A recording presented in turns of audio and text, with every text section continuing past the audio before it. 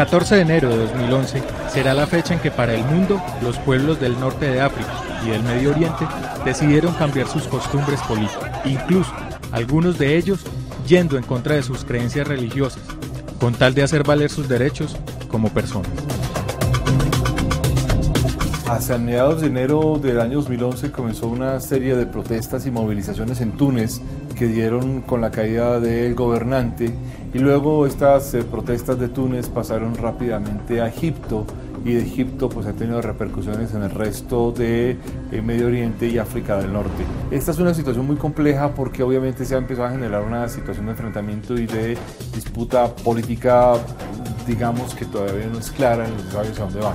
Fue el 17 de diciembre de 2010 cuando empezó a gestarse el cambio político en el mundo árabe.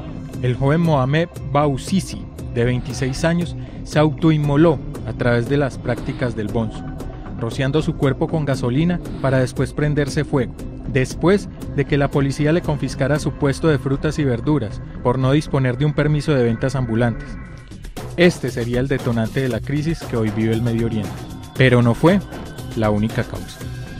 La caída del presidente de Túnez, Ben Ali, que llevaba 23 años en el poder, motivó a ciudadanos de otros países que llevaban varias décadas con el mismo gobernante a salir a las calles de las principales ciudades de sus respectivos países, con tal de liberarse de la represión, la pobreza y la falta de democracia que es característica permanente en el norte de África y el Medio Oriente.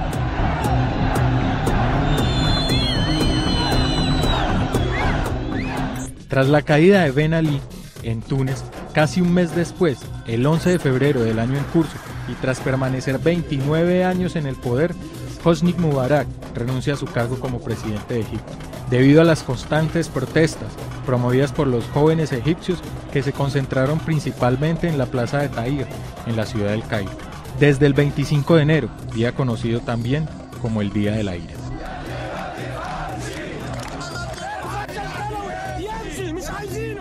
No sabían qué hacer, y el lema se convirtió en salir a la calle con algo que jamás en la vida habían concebido, y era pedir la cabeza del presidente. Pero cuando vieron que la cosa podía ser seria, que podía tener serias repercusiones y que podían hacer una transformación, este fenómeno de la revuelta y este fenómeno de protestar y de exigir algo muy concreto como la salida de un presidente, pues fue tomando mucha fuerza y se convirtió en un lema de vida: esto o morir. Después de la renuncia del segundo presidente en el norte de África, la ola siguió creciendo y el turno llegó a Libia, que está gobernada desde el 1 de septiembre de 1969 por Muammar al-Gaddafi, quien lleva 41 años con el cargo de líder de la revolución, y tras las manifestaciones y la toma de los rebeldes, ha usado el aparato militar del país que gobierna para disparar contra quienes hacen parte de las protestas, lo cual ha generado una guerra civil. Actualmente, el líder libio controla Trípoli, la capital, Sirte y Saba. Pero en la medida en que se afianza el intento por sacar del poder a Gaddafi, las protestas en otros países siguen, pero han perdido la atención del mundo debido al conflicto de Libia. Los pueblos de Yemen, Bahrein, Argelia, Jordania, Siria e Irán también se han manifestado. Son personas que no tienen nada que perder realmente, no porque estén frustradas y derrotadas, sino porque solo tienen una referencia en su vida, que es la vida que han llevado todo el tiempo con el mismo régimen, con el mismo país, con la misma situación económica, con la misma comida. Y al protestar y a probar algo nuevo, realmente lo único que pueden perder es lo que conocen. Norte de África y Medio Oriente, de la Guerra Santa a la lucha por los derechos políticos.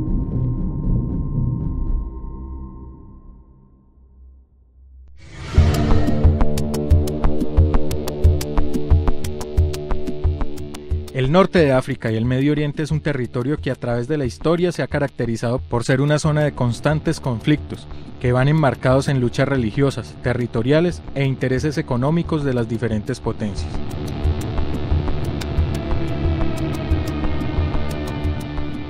No existe reporte cercano donde los pueblos de más de 10 países del Medio Oriente marcharan en masa para exigir cambios de gobiernos perpetuos o al menos reformas políticas más cercanas a la auténticas masacres. Pero la más importante es el cansancio de la población, especialmente del sector joven, por unos regímenes autoritarios, muchos de ellos monarquías de más de 30 años, que sistemáticamente han coartado las libertades fundamentales de sus pobladores. Esta zona, que por el norte de África es bañada por las aguas del mar Mediterráneo, en donde limita con Europa, y por el lado de Asia, en la zona del Medio Oriente, tiene salida al Océano Índico a través del Mar Rojo y el Golfo Pérsico. Se caracteriza por su gran riqueza petrolera, pero también por los conflictos que allí se han vivido, en donde las grandes potencias siempre han tenido intereses económicos. Muchos países fueron creados así de la nada. Y los líderes tribales, muchos de ellos, o también líderes políticos muy fuertes que están empezando a nacer, tomaron el poder y lo tomaron muchas veces por la fuerza. Pero también la represión toma un partido muy grande. Y son gobiernos muy represores en los cuales por ahí surge también el fundamentalismo religioso, y ese es otro factor a tomar en cuenta.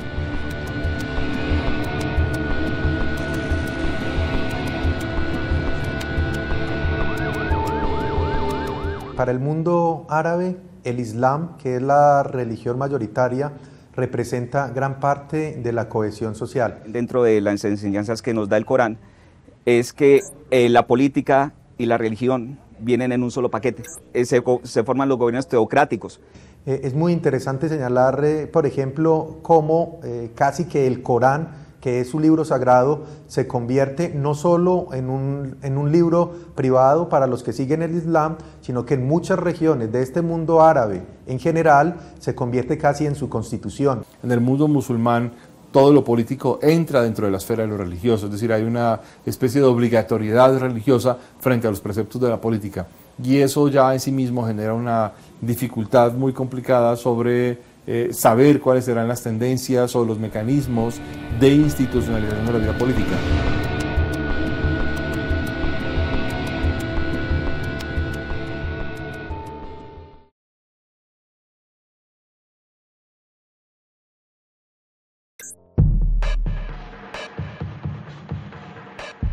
El 9 de octubre de 2010, en Sahara Occidental, las protestas dejan 34 muertos durante ataques a oficinas gubernamentales. Deja el cargo el gobernador de El Aaiún, la ciudad principal. El 18 de diciembre, tras la inmolación de Mohamed Bouazizi, se desencadenan grandes protestas que terminan con la caída del gobierno de Ben Ali. 219 personas mueren. El 28 de diciembre de 2010, en Argelia se presentan protestas e inmolaciones. Tras 8 muertos, el gobierno accede a ponerle fin al estado de emergencia que llevaba 19 años, que le permitía ejercer control sin restricciones sobre el país. El 13 de enero se inician las protestas en Libia. La ciudad de Bengasi es tomada por los manifestantes. El líder Muammar al-Gaddafi y su hijo prometen guerra civil y ordenan a las fuerzas militares atacar la población con aviones de combate. El número de muertos todavía es incierto. El 14 de enero, en Jordania, comienzan protestas y manifestaciones. El rey Abdullah II anuncia la caída del primer ministro y la convocatoria de un nuevo gobierno. El 17 de enero en Mauritania se presenta una autoinmolación y en Sudán se dan protestas menores, pero una persona muere. También hay protestas en Omán. El 18 de enero en Yemen se desencadenan protestas que todavía continúan. El actual presidente dice que no se presentará a elecciones en 2013. Hasta la fecha van 10 muertos. El 21 de enero en Arabia Saudita comienzan las protestas. Se han presentado 4 inmolaciones, pero en 15 minutos la policía disolvió las protestas.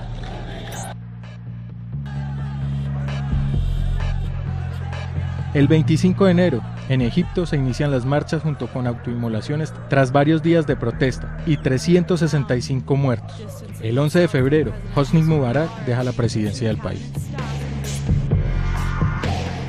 El 26 de enero en Siria se presentan autoinmolaciones y pequeñas protestas. 3 personas mueren y el presidente Bashar al-Assad promete reformas en el gobierno. El 30 de enero en el Líbano y Marruecos se inician protestas. En el último, personas se autoinmolan y hubo 5 muertos. El 10 de febrero en Irak se presentan autoinmolaciones con un saldo de 6 muertos. El primer ministro Maliki declara que no se presentará para un próximo periodo. El 13 de febrero en Somalia se presentan pequeñas protestas, pero mueren 5 personas.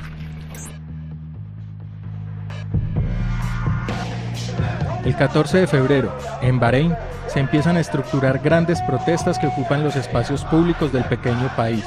El rey Hamad promete donar $2.652 a cada familia y liberar a los presos políticos chiítas. Ese día se inician también las protestas en Irán.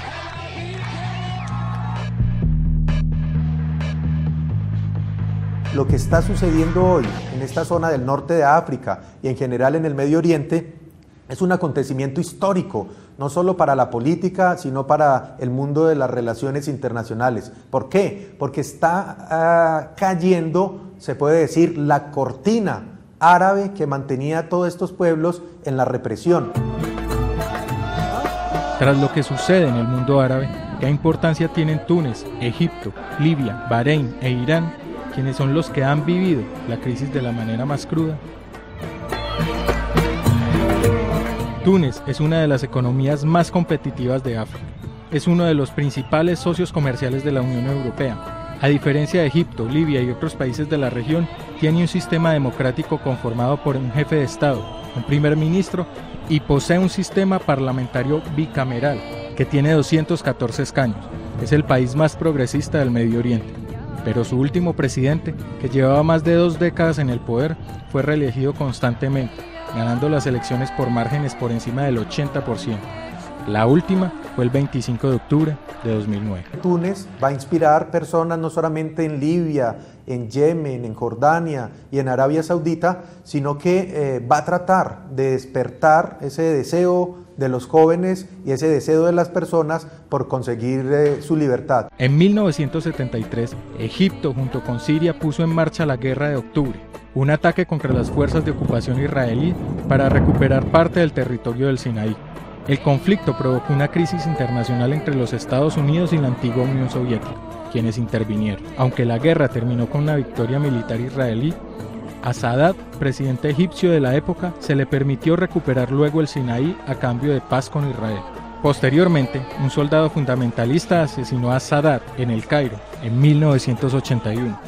Le sucedió Hosni Mubarak, quien dejó el poder el 11 de febrero pasado. Egipto es el primer país que hizo la paz con Israel, que es el niño mimado de los Estados Unidos en el Medio Oriente.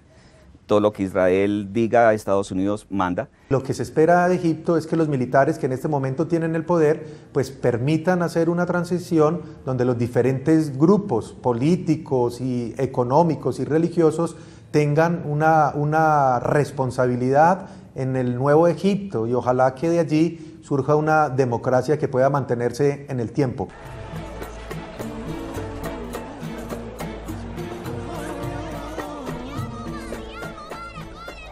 Egipto es el país más poblado del mundo árabe, es un país estratégico por su ubicación entre Europa, África, Asia, es el poseedor del canal del Suez por donde pasan gran parte de los recursos y del petróleo que se dirige hacia Europa. Además ha sido un aliado tradicional de los Estados Unidos. En lo que pasa Egipto va a ser un ejemplo para los demás. Otro país afectado por protestas, en donde sus ciudadanos solicitan más libertades políticas y respeto por los derechos humanos, es Bahrein. Es el país más pequeño de la región del Golfo Persa. Es una monarquía hereditaria que lleva 300 años en el poder, bajo el mandato de la familia Al-Khalifa. El rey Hamad es el jefe de Estado. La economía de esta pequeña isla, que tiene menos de 800.000 habitantes, está basada en el petróleo. Es un gran aliado de los Estados Unidos y tiene diferencias políticas con Irán, que ha insinuado que la isla hace parte de su territorio.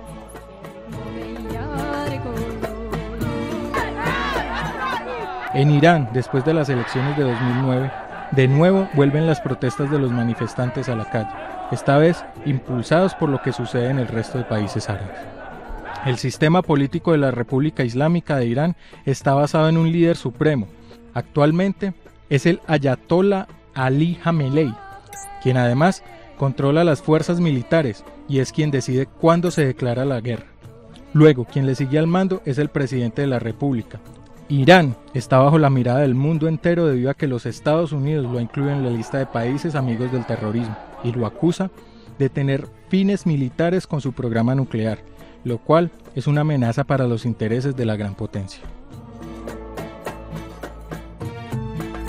Libia es el país sobre el cual el mundo tiene actualmente puesta su mirada. El líder Muammar Gaddafi es un militar beduino, educado en Inglaterra, que llegó al poder a los 27 años, después de derrocar al rey Idris. En Libia, la democracia es prácticamente nula. Actualmente está prohibido la creación de partidos políticos, tampoco los sindicatos, y no hay derecho a la huelga. Los medios de comunicación son controlados en su totalidad por el Estado.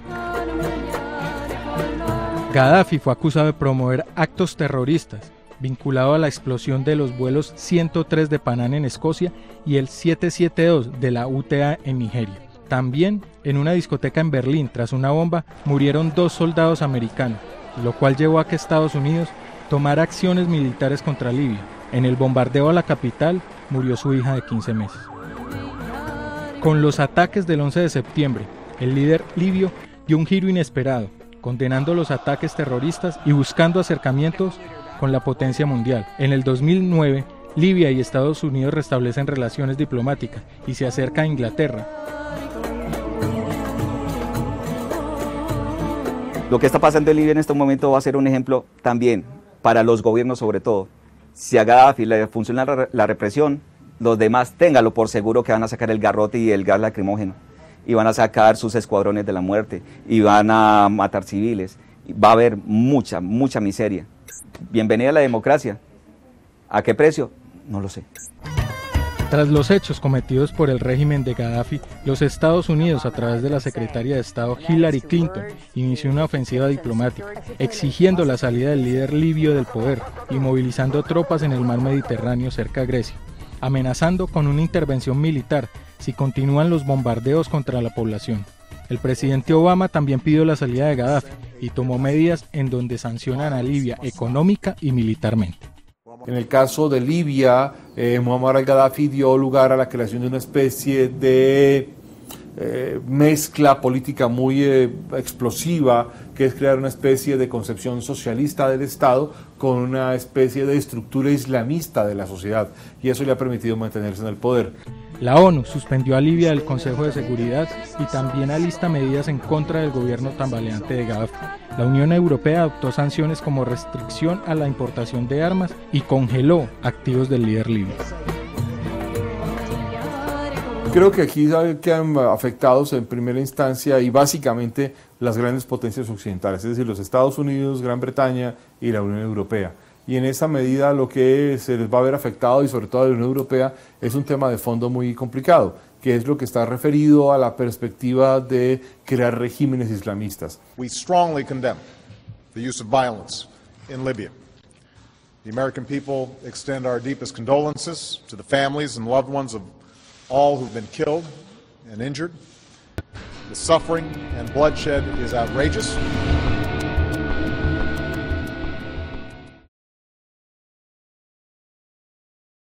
Todavía existe el debate si son potencias las que están detrás de todo este gran movimiento político árabe o son los jóvenes que sueñan con una democracia verdadera.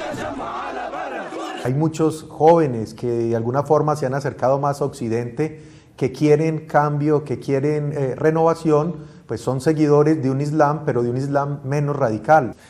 Parece ser que el signo común, el elemento más representativo de las diversas condiciones de manifestación es una petición de democracia amplia y participativa y el acceso a libertades públicas. Es muy difícil decir quién promueve esto, es muy difícil creer que hay, digamos, condiciones abiertas. Hay algunos analistas que han dicho que pues, es el asunto de la situación económica producto de la crisis global desde el año 2008.